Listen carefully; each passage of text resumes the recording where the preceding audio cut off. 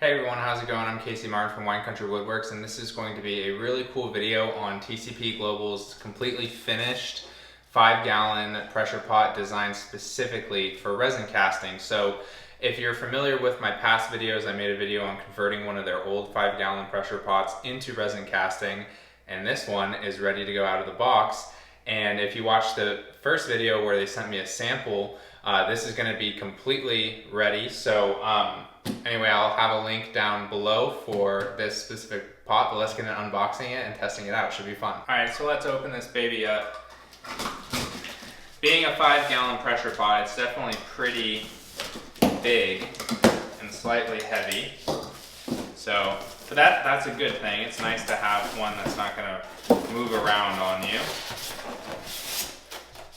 Let's take this out. All right.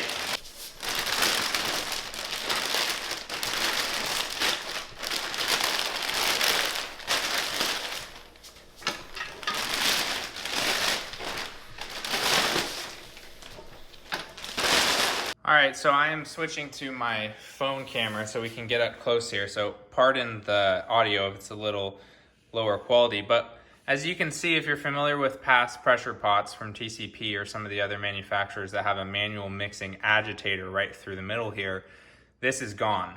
What's also great that I can instantly tell that they changed here is there is really no unnecessary inlets in here. You have your air inlet, which is basically just one single air inlet, which is fantastic, just nice and simple. You got your regulator, you've got your separate air pressure gauge, you've got your safety valve, and then you've got these which don't need to be touched. They should be factory sealed.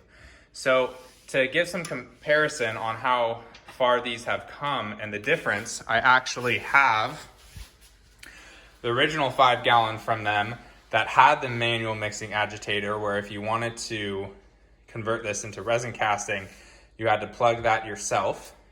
It had this inlet, it had another inlet here, and then I took off the regulator and all of that, and that's what the air inlet is. Now, this was the original sample that they sent to me, and you can tell that they got rid of this because it wasn't really necessary. It was just a plug, so give it a little more structural integrity, having one less hole drilled through it.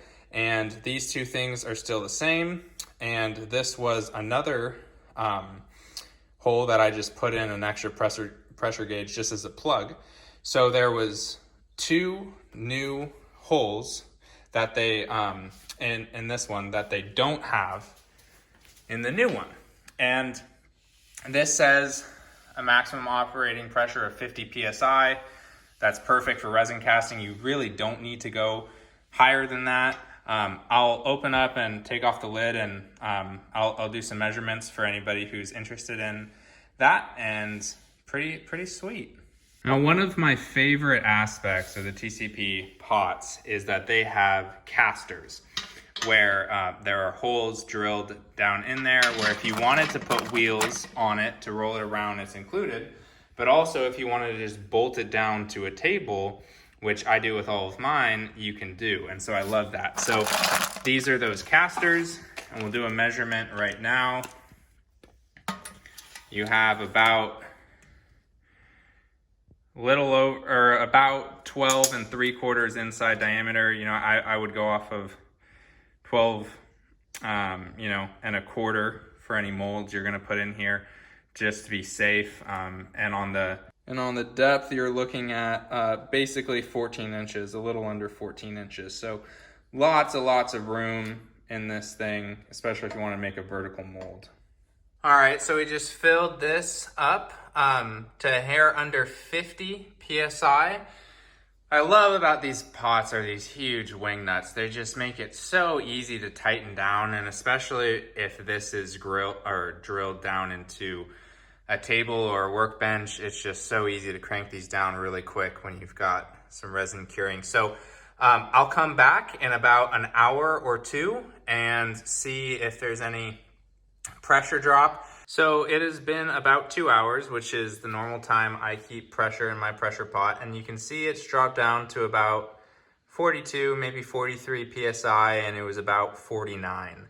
So for me personally, this is ready to go out of the box. Now, what I'll probably do in the future, although it's not necessary for myself because I use Alumilite Clear Normal Set, is this fitting right here. I am not a personal fan of this kind of loose fitting that this part right here, this nut, kind of twists on its own. It's not perfectly sealed in my opinion.